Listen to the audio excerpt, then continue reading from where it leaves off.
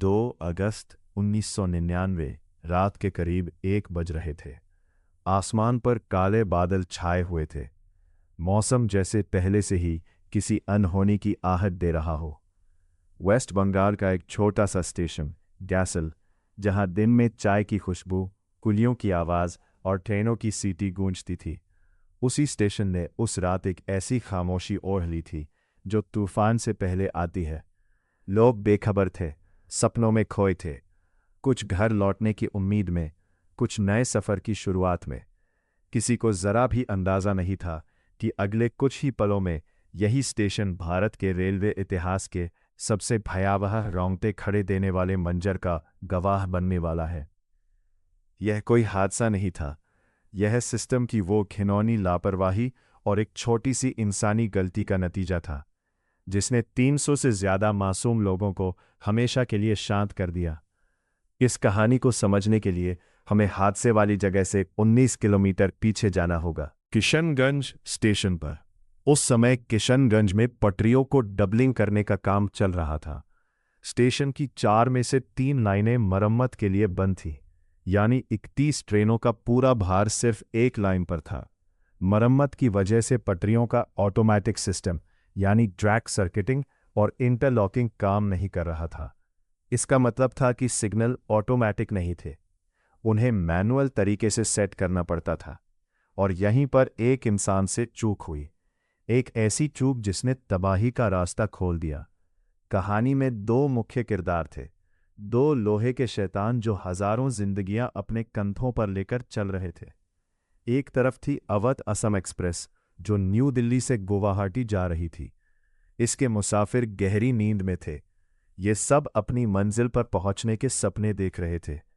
और दूसरी तरफ से मौत की रफ्तार से आ रही थी ब्रह्मपुत्र मेल।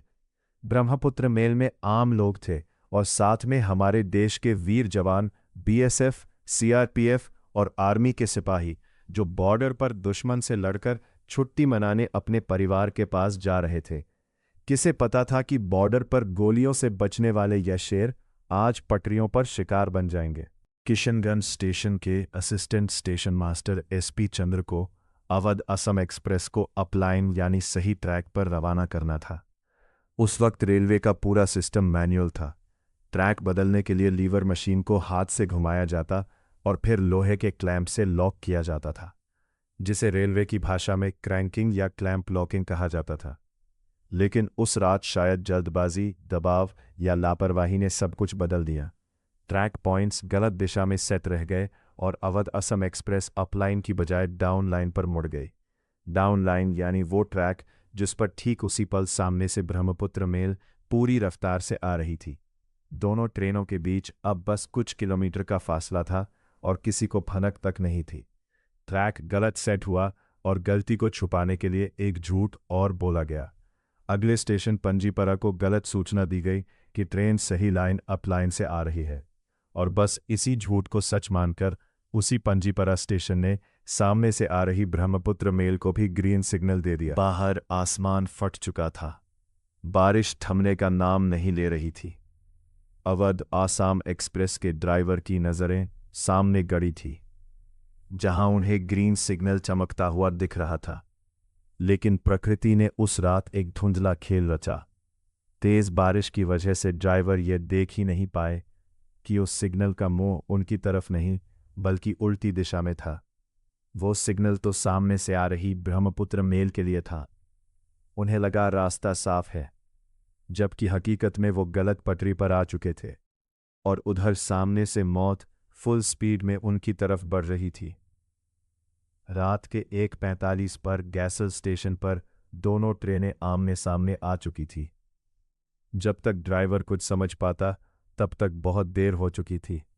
एक जोरदार धमाका हुआ। टक्कर इतनी भयंकर थी कि ट्रेन के इंजन हवा में उछल गए, बोगियां एक दूसरे के अंदर घुस गई। धमाका इतना तेज था, लोहे के वो डिब्बे कागज की तरह फट गए। जो लोग नींद में थे उन्हें संभलने का मौका तक नहीं मिला। टक्कर के तुरंत बाद एक जोरदार विस्फोट हुआ। ट्रेन में आग लग गई। जो लोग टक्कर से बचे थे वे आग की लपटों में घिर गए। जिसने बची खुची उम्मीदों को भी राख कर दिया। बचाव दल को पहुंचने में 14 घंटे लग गए। तब तक कई सांसें थम चुकी थी। सुबह होते होते मंजर साफ हुआ। चारों तरफ सिर्फ मलबा और लाशें थी। गैस स्टेशन नहीं रहा था, वो एक श्मशान बन चुका था। आधिकारिक रिपोर्टों के मुताबिक इस हादसे में 85 से ज्यादा लोग मारे गए और 300 से ज्यादा घायल हुए। मरने वालों में 90 से ज्यादा आर्मी और बीएसएफ के जवान थे। इस हादसे की जिम्मेदारी लेते हुए उस वक्त के रेलवे मंत्री नीतीश कुमार ने अपना इस्तीफा दे दिया था। स्टेशन मास्टर फरार हो गया, जिसे बाद में गिरफ्तार किया गया। गैसल ट्रेन हादसा ने इंडियन रेलवे के सिग्नलिंग सिस्टम पर बड़े सवाल खड़े कर दिए। इसके बाद से सुरक्षा उपायों में कई बदलाव किए गए। गैसल की वो काली रात हमें हमेशा याद दिलाती रहेगी कि जब टेक्नोलॉजी फेल होती है तो इंसान को दोगुनी सतर्कता बरतनी चाहिए।